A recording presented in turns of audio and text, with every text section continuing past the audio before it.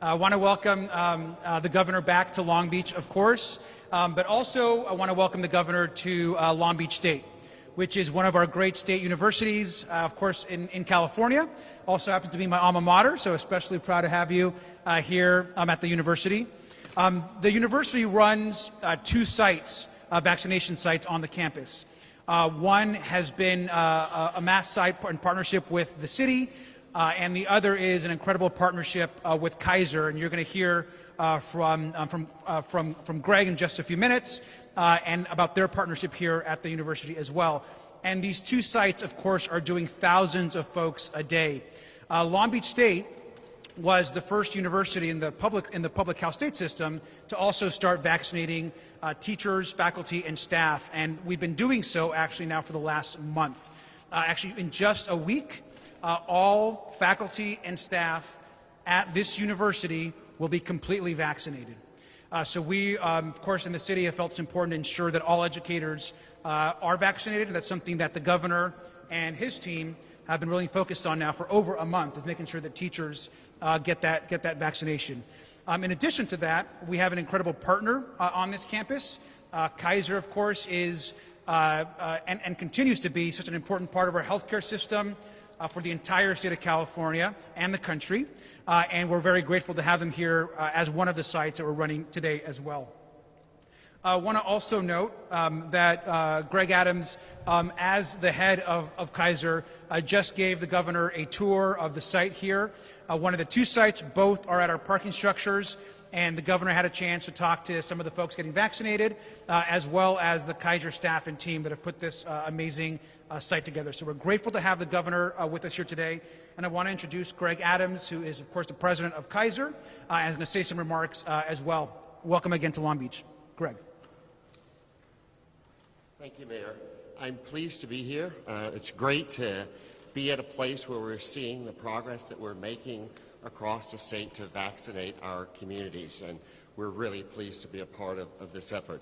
Kaiser Permanente has put about 1 million vaccine doses into the arms of our members and the communities we serve throughout the state of California. And today, as a continuation of that effort, I especially want to acknowledge the governor and his staff for the work that they have done to assist us in having the allotment of vaccine that's necessary for us to continue to vaccinate our members. As we think about this effort, we insure and care for almost 250,000 of California teachers. And so for us to not only be here today vaccinating our members, vaccinating the community, but really prioritizing the vaccination of our education, our teachers, our educational workforce, and taking the necessary steps to make sure that we're able to re-enter our schools safely is something that we are especially proud to be a part of. I also want to acknowledge the great people over there that are doing the vaccine, our staff.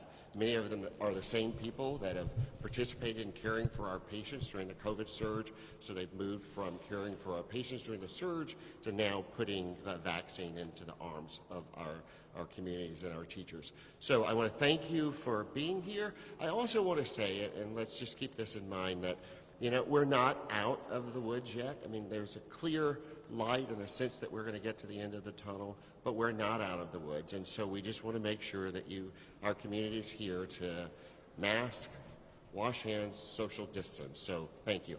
And I'm going to bring up Supervisor Hahn. Thank you very much. It's great to be here today, and thank you to Kaiser. You all have been an incredible partner, and I'm really grateful that you have stepped up to vaccinate our teachers. This week, the highlight is on vaccinating our teachers. And I know that's been a priority.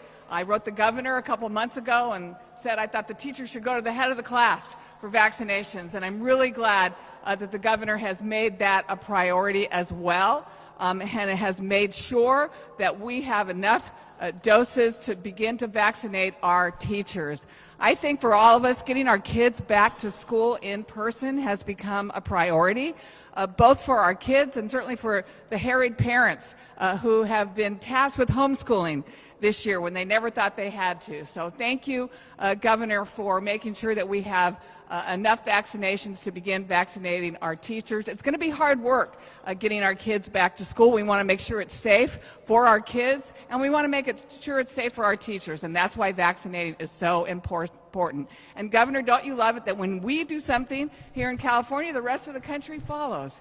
And I noticed that the president followed your lead by making sure that teachers were a priority, and he tasked every state in the country to begin allocating extra doses so that we could begin vaccinating teachers. So thanks again, everyone, and thank you, Congressmember Lowenthal, for the stimulus package that you have passed for us at the federal government.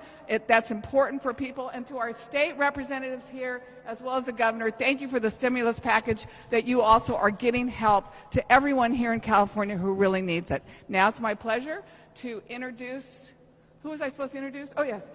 Assemblymember Patrick O'Donnell, who, by the way, has been a big advocate for teachers his entire life because he is one. Patrick O'Donnell. Thank you, Madam Supervisor. Patrick O'Donnell here, Assembly Member for the 70th Assembly District, also Chair of the Education Committee. And one thing I can say from personal experience, I live just across the street, and I walk through this campus just about every day when I'm in town, and the parking lot over here tells the story of COVID. It started about last summer as a testing site. Not many people coming up until about the day after Thanksgiving, as we were warned. The parking lot was full of people getting tested. Cars, many cars. And after being dead for so many months, they were right about that holiday season, people getting together and COVID being spread. Now it's a testing site. So this parking lot really, again, is the story of COVID. Now we're in the vaccination phase, we're happy to say. But I want to thank the governor for working on our school reopening package. Right, something the Assembly, I think the Senate's going to hear tomorrow, and I'm sure it'll be signed very shortly after that. And also our learning loss package to address the fact that kids have been out of the classroom too much. As a classroom teacher, I know this. As a parent of 2 high school kids, I know that we need to get our kids back to school in a safe fashion for our students and a safe fashion for our teachers. And as been alluded to before, the governor very appropriately has designated a certain amount of vaccine for teachers to get them vaccinated so that they're safe and we get our kids back into the classroom. And how appropriate is that to be said for a place like this at Long Beach State, where we produce more teacher credentialing candidates than probably anywhere in the nation, quite frankly. This is the place where we produce quality teachers for the state of California and beyond. So again, with that, thank you. I don't know who I'm supposed to introduce. Oh, be right behind me. No one told me. Sorry. This is Mr. Gibson, Mike Gibson, Assembly Member from Carson. Come on up, Mr. Gibson. Thank you. Thank you very much, my colleague, Mr. O'Donnell. First of all, let me say I'm happy and delighted to be here, to standing with these great leaders who is making this their #1 priority. I want to start by thanking Cal State Long Beach for doing an impeccable work, for making this place accessible with the vaccine so people can get inoculated, so we can turn the corner and flatten this pandemic in the state of California. And I want to thank my good friend, Mayor Garcia, for his tremendous leadership time and time, who's been an example and a leader in this space, and also my other colleagues who stand behind me. I also want to thank our governor. Our governor, for one, standing up in a large way to making sure that we have more sites like this opening up so that communities of color, especially African American, Latinos, can get the kind of care they need by getting inoculated. It is absolutely critical because you look at the numbers, African Americans and also Latinos, and you look at the number of those who are dying behind this. We must make sure that we have centers like this that are more closely accessible to those communities, but most of all, tear down the barriers that exist so that people will feel good. And today, as we toured this facility and walked through this facility, I heard of a teacher talking about getting back into her classroom so that she can start teaching and doing what she's been called to do. And those are the messages that I've been hearing time and time again. We want to turn this corner. We want to get back to life as we once knew it before. But the only way we can do that, if we all band together and work together. And today is another example of this governor, his great leadership, with this testing location being opened up. And I'm happy to say I represent the city of Compton, where we have teachers, educators who are now being inoculated, who are here from Compton Unified School District, as well as school board members. We need trusted voices in this space so that we can tear down the walls to let people know that it's okay to be inoculated, so that we can turn the corner and get back to normal. So, Governor, and to the leadership team, I want to say thank you very much, and I know that the best is still yet to come. I forgot who I was going to do. My good friend, Senator Umber, please come on up.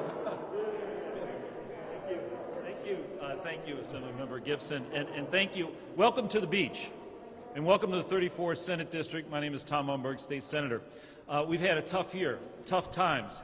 Fortunately, we have tough leadership. We have a tough governor who's made those tough decisions to make sure that we stay as healthy as possible. Californians have suffered greatly over the course of the last year, but we're almost there. We are almost there. Next 100 days, we could be there where we could begin again to live lives that we once knew. Many of us are inconvenienced. Many of us are inconvenienced with face masks and social distancing, but it doesn't compare to those who are suffering because of the loss of a loved one. The governor's made some tough decisions. You know, some states have said, look, hospitalizations are down, cases are down, so we're going to open up. We're going to open up 100%. Not going to name names, Texas, but we can't do that. We can't do, even if it's politically popular, we can't do that. We've got to stay the course for the next 100 days so that all of us can get back to the lives that we once knew. So, thank you. Let me also thank Mayor Garcia for his leadership, and let me introduce the pride of Long Beach, Congressman Alan Lowenthal. Yeah. Thank you, Tom. Well, it's great for me to be here. I spent 20 years as a faculty member at Cal State Long Beach, over 20 years. So I taught psychology. Any of you, or probably some of you, are my students from psychology. It's okay. And I also, my wife is a Kaiser Permanente physician, so I feel so grateful to Kaiser. And this partnership between Cal State Long Beach and Kaiser is wonderful. But I'm also here to thank the governor and all those that are really out there, the frontliners, all those that are trying to make sure that we're safe, that we're able to function, and that the governor has this tremendous job, difficult job, of when there has been a shortage of vaccines to the state, to all states, to make sure that Californians, in an equitable way, are provided the vaccine. So I'm here from Washington to say, just this week we passed the President Biden's American Rescue Plan, which gives approximately $1.9 trillion, which invokes the Defense Production Act, which gives money for unemployment insurance, make sure that not only is there enough money to get the entire nation vaccinated by the end of May, but that we have workers, that we will pay for those workers, that will provide money for the states that have gone through this tremendous problems of loss of revenue and loss of workforce, that the city, my dear city council, which I used to serve on here in Long Beach, has struggled through to provide services without having compensation and resources from the federal government. That is going to be changed. It is a new day under President Biden, and I'm just really glad to be here, to be part of the team that says we are going to get everybody vaccinated, all our educators, all of our students, everyone in this nation by May of this year. And it's because we're all in this together, and we're all working together. And for that, the person who is really the face of trying to make sure that California is safe, that the vaccines get out there, is now traveling throughout the state, is our great governor, Governor Gavin Newsom. Thank you very much, Congressman, for the generous words. I'm very grateful for your leadership and that remarkable support, that $1.9 trillion of support, direct relief to millions and millions of California families, as well as support to advance our efforts that unite each and every one of us here today around getting more vaccines into people's arms, reopening our schools for in-person instruction, and getting our businesses back on their feet. I'm very grateful as well to be here with your extraordinary mayor. We were here just a week or so ago, Supervisor, celebrating the mayor's leadership, celebrating, Supervisor, your leadership. You didn't wait for the state for guidance as it relates to moving forward, focused not only on the most vulnerable members of your community, but you recognize the essential nature of our educators broadly defined, not just our teachers, but our custodial staff, our frontline employees across the spectrum, including the bus drivers and the cafeteria workers. And you've prioritized them, and you have prioritized reopening your schools for in-person instruction. There's an old adage, once a mind is stretched, it never goes back to its original form. You were the first to be authoritative, first to define the terms of getting kids back into school. You led by example, and now you're seeing districts all across the state of California doing similarly, including counties large and small that are also following your example. In fact, now 35 counties have been prioritizing their educators. Of course, the state now has set aside, beginning this week, some 75,000 doses minimum for our educators, 10% of all the new doses that we receive. In addition to that, we're creating educator days on Thursday and Friday in Southern California at another Cal State LA, exclusively for educators, tomorrow and Friday, and doing the same in Northern California at Alameda County. That's on top of the 10% set aside for educators. This, in addition to the incredible leadership of the President, who yesterday announced even further efforts with direct allocations going from the federal government to pharmacies to also advance the cause of getting these vaccines into educators' arms by the end of this month.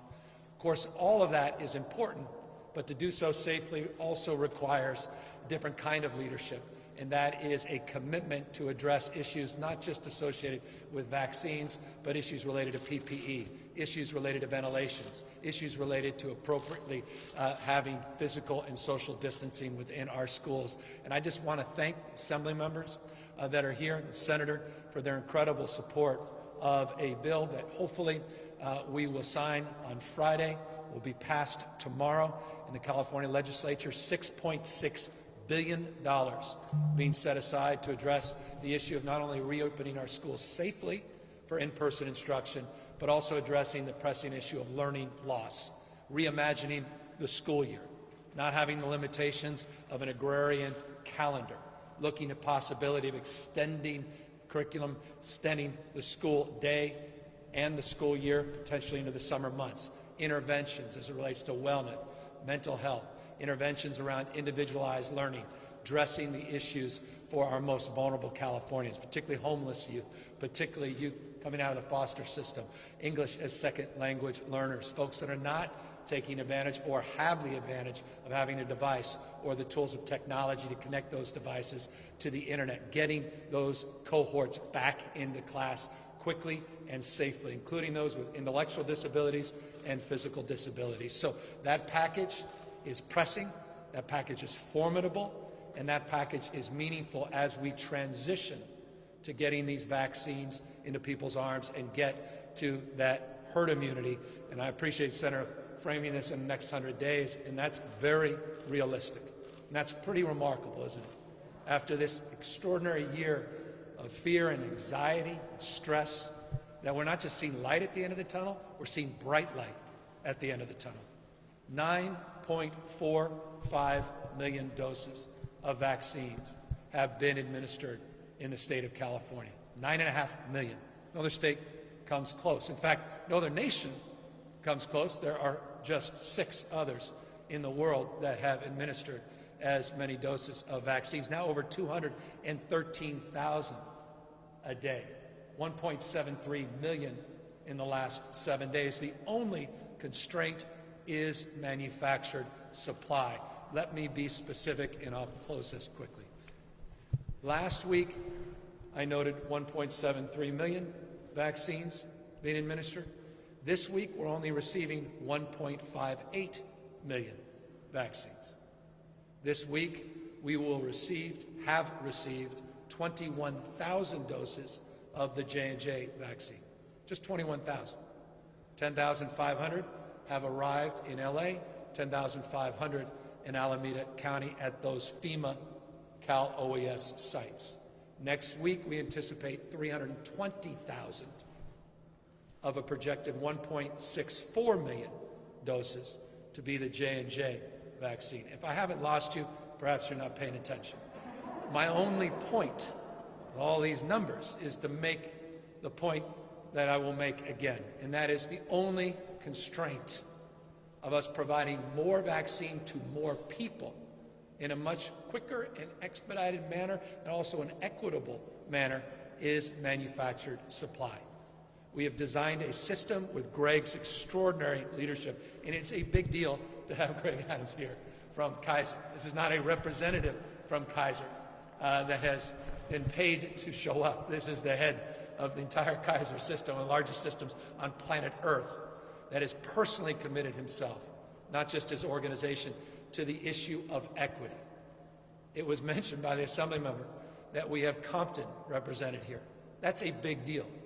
We're getting educators vaccinated with an eye on making sure that we are advancing the cause of equity, not just as a platitude, not just as a program, not just as a promise, but something we truly can deliver on. 25,000 doses were set aside just for LA Unified School District as a set-aside to advance that cause of equity as well. We mean business in that respect, but we also recognize a little humility. We haven't done nearly enough on the issue of equity. We have a lot more work to do, and trust me when I say it is not unique to California, quite the contrary. It's a persistent issue all across this country, and that's why we have been on the road, all of us, focusing on equity with pop-up sites, with mobile sites, and making sure we're setting aside codes to address the needs, particularly in the Latino community and in the African American community, as well as our rural communities in the state, meeting people where they are, not demanding they come where we are. And by the way, that's the game changer with J&J. The storage side, components, et cetera, allow us to truly meet people where they are in a way that the other vaccines at least challenge us. And so I'm very encouraged by the moment in time we're in. 2.2% positivity today, 2.2% positivity. Only a few states in America with lower positivity rates than California. 3,500 cases reported today, among the lowest in America, the case rates. We are making progress, but it is, as the Senator said, not mission accomplished. And as we transition over the course of the next 90 to 100 days and get to where the President and others have assured us we will be, and that's in a framework of abundance as it relates to vaccines, and we begin to more quickly reopen our businesses and our schools, we must be mindful of these variants, mindful not only of the UK, Brazilian variants, the South African variants, but also New York, which we just discovered our first New York variants yesterday here in the state of California, in Southern California, and the West Coast variants, 2 of them, of which we've identified over 5,500 of those mutations here in the state. And that's why it's essential and incumbent that we not put down our guard, moreover, remove our masks as it relates to addressing the transmissibility of this disease that is still taking thousands of lives every single day, hundreds of lives lost every single day here in the state of California. It is a deadly disease. It is not taking spring break off. It has not taken a day off since this time last year. We will defeat it. We will turn the proverbial page. We're doing so, but let us please maintain our vigilance as we work through and get to the herd immunity. So I'm grateful, humbled to be here with these incredible leaders, and once again mindful that we have a lot of work to do over the course of the next number of weeks to get us where we all are looking forward to go. With that, we're all here to answer any questions. Governor, good to see you in Long Beach. Let's talk for a moment about Long Beach's success. What do you think is the most important lesson that you've learned from Long Beach? And what do you say to people that live in other areas that say, how are they doing this and why can't they do that where I live? Well, I'm going to have the mayor come up because the mayor is the leader.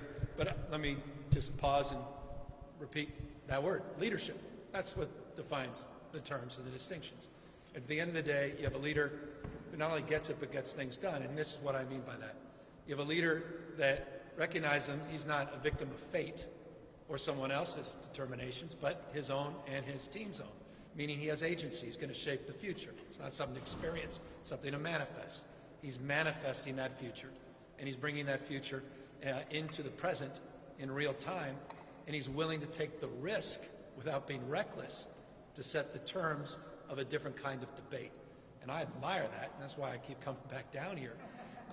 And why he keeps getting reelected with these ridiculous margins. And I just want to ask the mayor to come up. He could talk more about that. But he's just someone who's truly committed to this job, and we're really proud of his incredible work.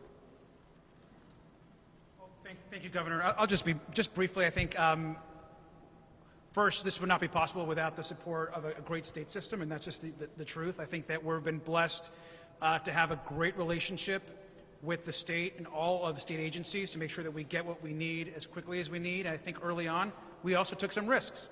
So we had a very much a get it out the door as fast as possible, and if we run out, that's a good problem to have approach. And I think we view every single vaccine as an opportunity to save somebody's life. And if you view every single vaccine as an opportunity to save someone's life, that's a motivation that gets speed out the door. And the governor has been, he's someone I think everyone can attest to. When there's a problem on the ground, we're texting or calling him or someone on his team, and they're fixing the problem immediately. And that's a level of partnership that's going to take to get everybody vaccinated. So we're thankful, and we're just here to do the job that the state's having us all do, and we've got great partners. But I mean, is Long Beach getting more vaccine? Or I mean, it's one thing about leadership, but I mean, actually, what can be done in some of these other places? Well, look, at the end of the day, the only limitation right now, look, we've designed a system that currently provides the ability to administer 2.7 million doses every single week. As I said last week, last 7 days, 1.73.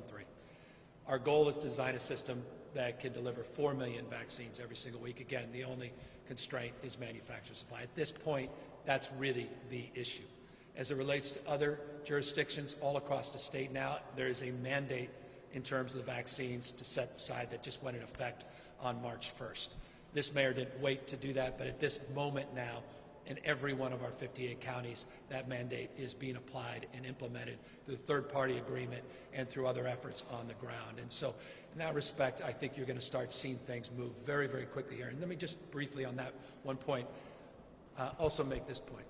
No one's naive. There's going to be some friction. There is some friction. People are a little hesitant. They're a little concerned. I understand that. We want to do this right. We want to do this safely. We want to start with cohorts, TK to 2, grades 3 to 6, build off that. We also want full grades in middle and high school when we move into red tier. And by the way, we now moved 7 counties yesterday into the red tier. We're tracking an additional dozen or so counties, plus or minus, likely next week. So we're starting to move. The expectations are being raised, and the incentives now are there as part of the package that we look forward to getting passed tomorrow. And so, again, this is starting to move very, very quickly, enthusiastically.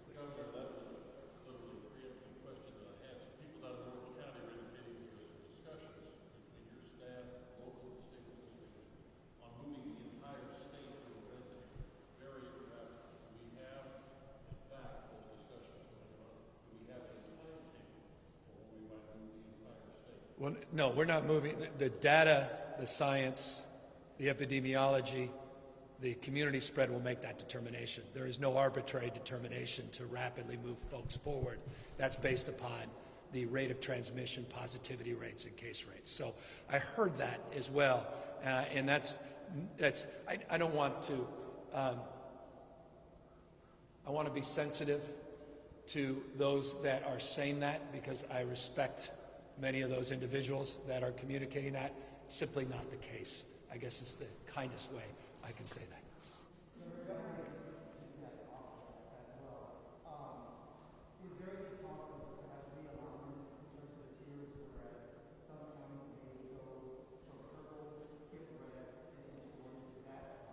Well, that's always a possibility, again, based upon how we created the tier structure.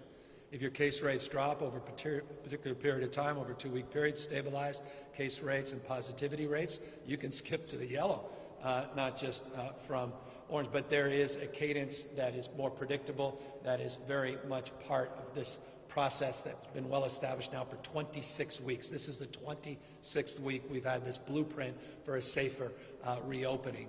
As it relates to tiers, here's the conversations we're having, and I think this is where some of that information is starting to come out, and this I want to just clarify, and this could be, I think, very helpful. There are conversations that we've been having with county local health officers and other local elected officials around the issue of the tiers in relationship to vaccination rates. And we want to incorporate vaccination rates into the tiering, and that will allow people to move more quickly through the tiers. But we're not resetting the tiers and recalibrating and eliminating a purple tier in that process where that's the misinformation. But we are considering thresholds as it relates to the total number of vaccinations, particularly as we now get close to 10 million vaccines in the next number of days, we're likely to hit that threshold. So that's the conversations, and over the course of the next few days, we hope to socialize those more formally.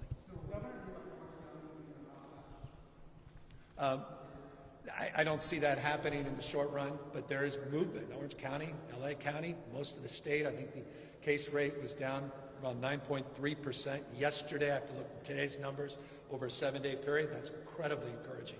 It's 20+% a few weeks back. So people are moving across the spectrum, and that's why 7 counties formally moved yesterday. Now 19 counties or 18 counties are already out of the purple, and again, at least a dozen next week.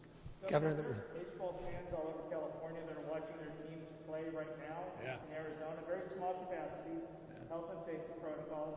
The teams have talked to your office about wanting to do that in a month here.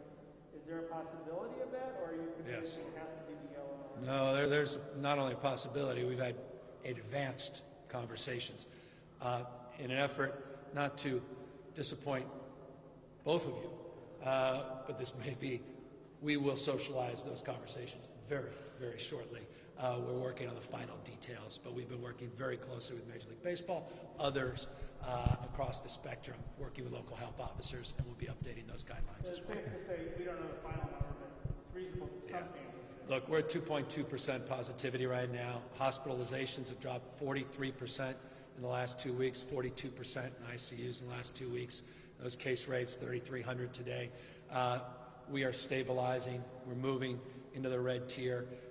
We have confidence that when you think forward or look forward was April opening day, where we are likely to be if we all do our job. If we all do our job and we don't let down our guard and spike the ball, wrong sport, but you get the point, then I have all the confidence in the world fans will be back safely in a lot of those outdoor venues. Governor, some of Council or Supervisor Hahn's colleagues on the LA County Board of Supervisors sent you a letter expressing some concerns about Blue Shield, concern about transparency, concerns about equity, especially in the black and brown community. I wonder if you have a response to In that. fact, we talked to them directly, didn't even wait to formalize a formal written response, we called the supervisors directly, and we're working through those issues. That process just began this week. It's a 3-phase process. It's a month-long process. We have 8 counties in the first wave and working with other counties, second and third wave, and it's all about equity. It's all about transparency. It's about having a dashboard for the entire state. It's performance-based. It's incentive-based. It's analytics that we don't otherwise have. It's the ability to get to a platform called My Turn that allows all of us to not only get notified, but to have an end-to-end experience where we're not only collecting data, but people can get reservations for their vaccinations, not only the first dose, but the second dose, and have the ability for all of you, not just all of us, to truly understand where we stand as it relates to the issue of equity. What I've tried to avoid is what we've experienced, and that is 58 customized strategies and solutions. And while that's appealing, in certain cases where certain counties are excelling, it's not in those counties that are falling behind. And my burden, it's the old adage, I got 4 kids. Parents know this well. You're only as happy as your unhappiest kid. I'm only as happy as the least performing county. And so we've got to raise the bar for everybody.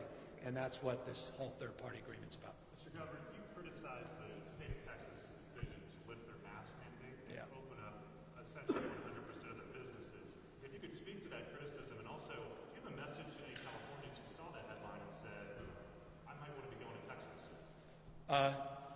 Get vaccinated first. I mean, their case rate's substantially higher. Their positivity rate's more than 2+ times ours. Their death rate's consistently been higher than the state of California. This disease is taking thousands of lives every single day. Talk to someone who's lost a loved one. This is not, this is not fiction. It's not made up. It's not a hoax. This is real. We're so close. You don't run the 90-yard dash. My words were relatively constrained. I mean, I just said we're not going to replicate it with all due respect. I think it's reckless. President of the United States referred to the decision Neanderthals or something. I mean, others have been a little bit more pointed. So I just hope people are mindful of how close we are to getting to where we all want to go. But let's use data, science, facts, and evidence to guide us, not ideology.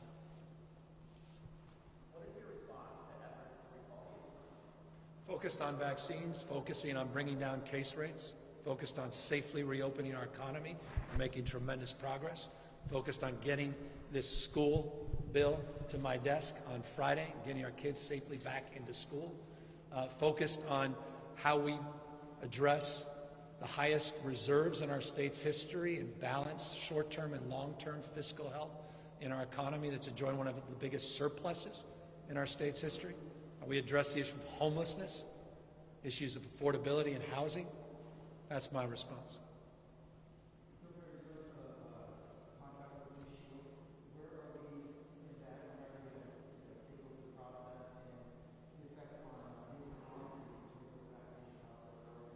So pharmacies have direct relationship with the federal government, direct allocations. You also have community health organizations that have the same at QACs. And so Biden administration is doubling down on those efforts as it relates to prioritizing our teachers and increasing the amount of doses available for those direct allocations to our pharmacies. The reason we like that, and the reason I think most of us like it, it's very familiar. We do about 19 million flu shots a year in the state of California. Many of us go to the pharmacy to get a flu shot. Many of us have those trusted partnerships in their communities. And so we think it's a very encouraging advancement, and we are very encouraged that they're going to significantly increase the number of doses available to move in that direction. That said, our efforts with the TPA, this third-party agreement, were initiated on March 1st. They go in 3 phases over the course of the next 30 days. First phase with 8 counties, disproportionate number of them, not exclusively, disproportionate number in Central Valley, and then it will be going in subsequent phases.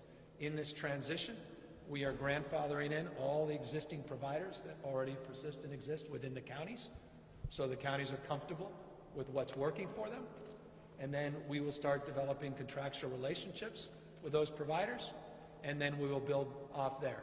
We want the counties driving the equity frame.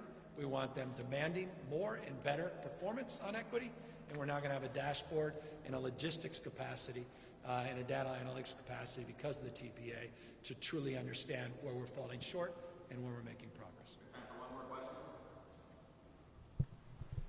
Governor, I'll ask something. Somebody didn't get to go. Go ahead.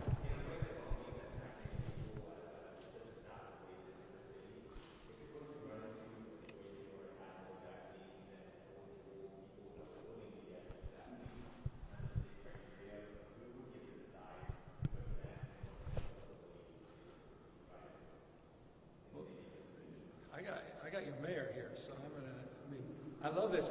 First of all, this is a question that just puts a smile on our face, going from a framework of scarcity to abundance. And by the way, that's something we're thinking through. And I say that in this respect. One of the most important things we continue to have to work through is the issue of vaccine hesitancy. I'm concerned that people are now looking at different vaccines differently. My point of view is the best vaccine is the one that's available. I'd take the J&J vaccine tomorrow. It's not my turn yet. A lot of advantages to J&J, notably a single dose. We worry about hesitancy becoming a bigger issue, particularly as more and more vaccines become available and more people are vaccinated, but we're not necessarily quite there at herd immunity. We still have issues in black and brown communities, which are completely legitimate and understandable based upon the past, and we're trying to overcome them in the present. We have 337 community-based organizations that the state has contracted with directly to do in-language, trusted messenger work on the ground to address those barriers in real time. We still have more work to do in that space. But as it relates to the prioritizations, we currently have prioritized essential workers and those defining that essential worker category as food workers, agricultural workers, obviously healthcare workers, from EMT paramedics to those frontline heroes, our nurses and doctors, those 65 and over, and now we've included in that category our educators. Once we see that we have now substantially addressed those cohorts, then we'll start to loosen up the tiers and make them available sequentially for everybody else. So that presents itself in real time as we get more and more vaccines. If he's sitting on even 100 vaccines and he says, we're good, I can assure you Greg will send his team to pick those up and send them to Compton or send them to another part of the region. And that would be the more direct response to your question of what would happen in the interim if there were any excess supply. And you may not be happy about that. There's no excess. But you would understand that. Thank you. All right. With Thank you. that, I appreciate all of you giving us this opportunity and privilege, and just this incredible group of leaders that are here today. Thank you all very much. Thank you, Governor.